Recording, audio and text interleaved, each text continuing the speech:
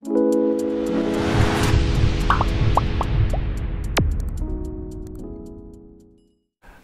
বিষয় 2024 সালের সপ্তম শ্রেণীর দ্বিতীয় পর্যায়ক্রমিক মূল্যায়নের ইংরেজির প্রশ্ন এবং তার উত্তর। তোমার দ্বিতীয় পর্যায়ক্রমিক মূল্যায়ন আগামী আগস্ট মাসে অনুষ্ঠিত হবে। এই পরীক্ষায় তোমাদের পূর্ণমান থাকে 25 এবং এর জন্য তোমার সময় হবে 50 মিনিট। তোমাদের এর আগে বাংলা, ইতিহাস, ভূগোল এবং বিজ্ঞানের প্রশ্ন এবং উত্তর করানো হয়ে গেছে। তোমরা যারা যারা দেখোনি তার জন্য লিঙ্ক ডেসক্রিপশন বক্সে দেওয়া আছে, তোমরা সেখানে দেখে নিতে পারো। তোমাদের এই প্রশ্নোত্তর পর্ব শুরু করার আগে বলে রাখি, তোমরা যারা এই চ্যানেল নতুন তারা অবশ্যই চ্যানেলটিকে সাবস্ক্রাইব করে দিও এবং পাশে থাকা বেল আইকনটি প্রেস করে দিও। এবং এই প্রশ্নোত্তর পর্ব করার পরে যদি তোমাদের মনে হয় আরও এক সেটের প্রশ্ন এবং উত্তর তোমাদের দরকার, তোমরা কমেন্টে জানাবে। আমি তোমাদের জন্য আরও এক সেট প্রশ্ন এবং তার উত্তর নিয়ে আসবো। তো দেখে নাও এই প্রশ্নোত্তর পর্ব শুরু করার আগে তোমার সিলেবাসটা ঠিক কী কী রয়েছে। তো সিলেবাসটা দেখে নাও। তোমাদের যে lesson 4 the beauty and the beast, lesson 5 uncle Podger hangs a picture, lesson 6 the vagabond, lesson 7 Mowgli among the wolves, lesson 8 the story of Proserpine, lesson 9 J.C. Bose a beautiful mind। এই কটা তোমাদের second summative valuation অর্থাৎ দ্বিতীয় পর্যায়ক্রমিক মূল্যায়নে রয়েছে। তো ভিডিওটা শুরু করার আগে বলে রাখি, তোমরা যারা চ্যানেল নতুন অবশ্যই চ্যানেলটিকে সাবস্ক্রাইব করে দিও এবং পাশে থাকা বেল আইকনটি প্রেস করে দিও। তো দেখো, তোমাদের প্রথমে যেটা অ্যাক্টিভিটি 1 অর্থাৎ সিন পোর্শন দেওয়া হয়েছে, সেখানে দেখো কি বলেছে, read the following passage and answer the question that follows. তোমাদেরকে এই প্যাসেজটা পড়তে হবে। এই প্যাসেজটা তোমার lesson 9 J C Bose a beautiful mind থেকে নেওয়া হয়েছে। যদিও তোমরা প্যাসেজটা পড়েছো, তবুও আমি এই প্যাসেজটার বাংলা মানে তোমাদেরকে সুন্দর করে বুঝিয়ে দিচ্ছি। দেখো, in 1869 Bose joined Hare School and 6 years later he was admitted to Saint Xavier School in Calcutta. অর্থাৎ 1869 সালে বসু হেয়ার স্কুলে যোগ দেন এবং 6 বছর পর তিনি কলকাতার সেন্ট জেভিয়ার স্কুলে ভর্তি হন। He passed the entrance examination and joined Saint Xavier's College of Calcutta. অর্থাৎ তিনি প্রবেশিকা পরীক্ষায় পাশ করেন এবং কলকাতার সেন্ট জেভিয়ার্স কলেজে ভর্তি হন বা যোগ দেন। It was here that he came in contact with Jesuit Father Eugene Lafont, who played a significant role in developing his interest in natural science। অর্থাৎ এখানেই তার সাক্ষাৎ হয় জেসুইট ফাদার ইউজিন ল্যাফন্টের সঙ্গে, যিনি তার প্রকৃতি বিজ্ঞানের প্রতি আগ্রহ বৃদ্ধিতে উল্লেখযোগ্য ভূমিকা পালন করেন। Letter Bose went to England and secured admission in Christ college Cambridge two study natural science. অর্থাৎ পরবর্তীকালে বোস ইংল্যান্ডে যান এবং প্রকৃতি বিজ্ঞান নিয়ে পড়াশোনার জন্য কেমব্রিজের খ্রিস্ট কলেজে ভর্তি হওয়া নিশ্চিত করেন। In 1884 he received the natural science tripos from the University of Cambridge and a BSc degree from the University of London. অর্থাৎ 1884 সালে তিনি কেমব্রিজ বিশ্ববিদ্যালয় থেকে প্রকৃতি বিজ্ঞানে ট্রাইপোজ ডিগ্রি লাভ করেন এবং লন্ডন বিশ্ববিদ্যালয় থেকে বিএসসি ডিগ্রি পান। তো দেখো, এর পরবর্তী যে তোমাদের প্রশ্নগুলো তোমাদের আছে, সেই প্রশ্নগুলো একবার দেখে নাও। হোয়েন হোয়াট হ্যাপেন্ড, অর্থাৎ কখন কি ঘটেছিল। 1869 কী হয়েছিল, বোস জয়েন্ট হেয়ার স্কুল। 1875 কী হয়েছিল, Bose was admitted to Saint Xavier School in Calcutta.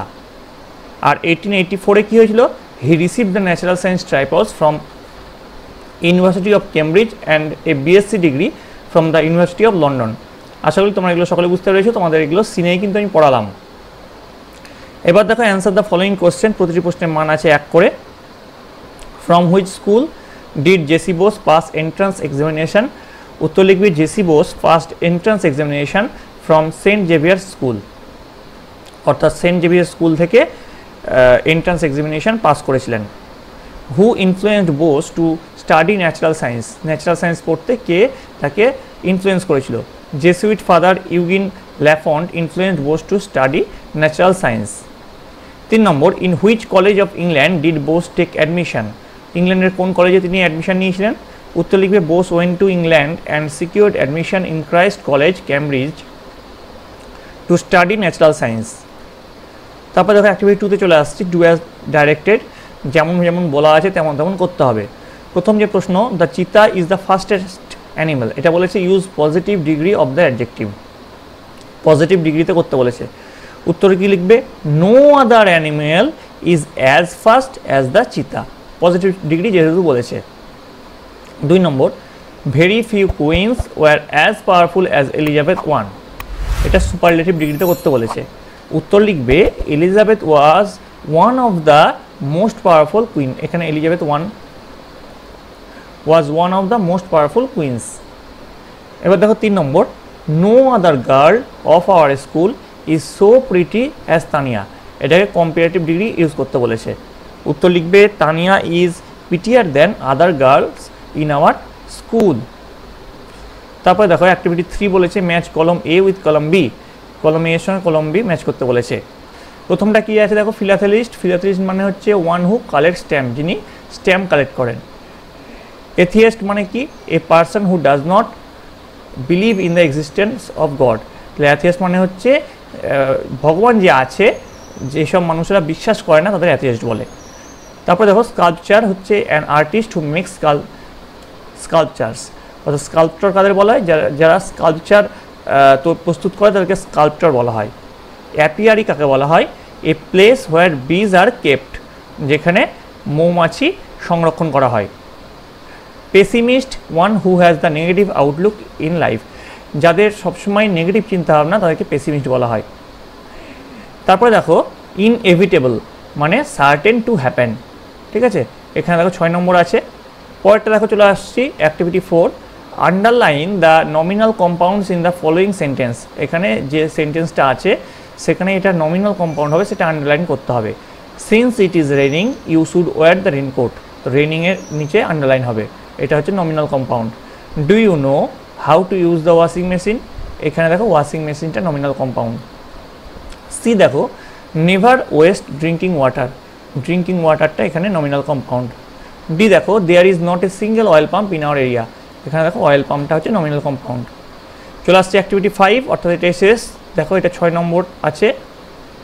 Suppose your cousin had never been to your village, তোমার কাজিন কখনো তোমার গ্রামে আসেনি। Write a letter to him or her, তাকে একটা লেটার লিখো describing your village and inviting him or her to visit your village, তোমার গ্রামের সম্বন্ধে বর্ণনা দাও এবং তাকে তোমার গ্রামে আমন্ত্রণ জানাও। তো আমি এর বডিটা শুধু তোমাদের বলে দিচ্ছি, চিঠির যা যা লিখতে সেটা তোমরা জানোই। I am very happy that I got your letter yesterday, আমি গতকাল তোমার চিঠি পেয়েছি, তার জন্য আমি খুব খুশি। I am going to write something about our village, তো আমি তোমাকে আমাদের গ্রামের সম্বন্ধে কিছু লিখতে চাই। I am sure you will enjoy very much if you came, যদি তুমি আসো আমাদের গ্রামে তুমি কিন্তু খুব খুশি হবে, এই ব্যাপারে আমি নিশ্চিত। Our village is small but very charming, আমাদের গ্রাম খুবই ছোট কিন্তু খুব মনোহর। Our village is not as crowded town in which you live, তোমাদের শহরের মতো অত জনবসতি আমাদের গ্রামে নেই। You will have here fresh vegetable and pure milk in enough quantity, তুমি এখানে এসে পরিশুদ্ধ অর্থাৎ ফ্রেশ যে সবজি এবং বিশুদ্ধ দুধ এখানে যত পরিমাণ চাও তত পরিমাণ তুমি পেতে পারো। But the thing you will enjoy most in our village is beautiful natural scenery, এখানকার যে বিউটিফুল ন্যাচারাল সিন যেটা আছে সেটা কিন্তু তুমি এখানে এসে খুব এনজয় করবে। There is a small river close to our village, আমাদের গ্রামের কাছেই একটি ছোট্ট নদী আছে। The river flows with its own sweet will, এই নদী কিন্তু নিজের মনে বয়ে চলেছে। It adds to the beauty of our village, এটা আমাদের গ্রামের সৌন্দর্য বৃদ্ধি করেছে। I am sure you will be charmed with the calm and quiet atmosphere here, আমি একটুকু নিশ্চিত যে তুমি এখানে এলে তুমি এই আমাদের গ্রামের পরিবেশ দেখে, শান্ত পরিবেশ দেখে মুগ্ধ হয়ে যাবে। I once again asked you to come, আমি তোমাকে আরও একবার আসতে বলছি। Do please come and stay with us for a few days, তুমি এখানে অবশ্যই এসো এবং আমাদের সঙ্গে কিছুদিন থেকে যাও। এনজয় নো মোর টুডে, আর বেশি কিছু বলছি না, উইথ মাচ লাভ। তারপরে তোমরা তোমাদের এখানে তোমাদের নামটা লিখে ফেলবে। তো দেখো এই গেল তোমাদের দ্বিতীয় পার্বিক মূল্যায়নের ইংরেজির সাজেশান প্রশ্ন এবং তার উত্তর। তো তোমাদের যদি আরও এক সেট সাজেশন প্রশ্ন উত্তর দরকার হয় তোমরা কমেন্টে আমাকে জানাবে, আমি তোমার জন্য আরও এক সেট ইংরাজি সাজেশন প্রশ্ন উত্তর নিয়ে আসবো। তো তোমাদের যেটা বাকি থেকে গেল শুধু এখানে অঙ্ক, সংস্কৃত এবং স্বাস্থ্য শিক্ষা, এই 3টে সাবজেক্ট খুব তাড়াতাড়ি নিয়ে আসা হবে। তার জন্য তোমাদের সকলকে এই চ্যানেলের সঙ্গে যুক্ত থাকতে হবে। তোমাদের যদি ভিডিওটা ভালো লেগে থাকে অবশ্যই লাইক করবে, বন্ধুদের কাছে অনেক অনেক শেয়ার করবে। তো তোমরা তোমাদের বইটা খুঁটিয়ে পড়ো, তোমাদের এই কোশ্চেনটা ভালো করে প্র্যাকটিস করো এবং বইটা অবশ্যই খুঁটিয়ে পড়বে। তোমরা ভেবো না যে এই প্রশ্নটা করলেই হুবহু এই প্রশ্ন তোমাদের পরীক্ষায় আসবে। তোমাদের কী কী টাইপের আসতে পারে সেই ব্যাপারে একটা ধারণা দেওয়ার জন্য এই প্রশ্নটা বানানো হয়েছে। তো তোমরা ভালো করে পড়াশোনা করো, তোমরা সকলে ভালো থাকবে, তোমরা সকলে সুস্থ থাকবে।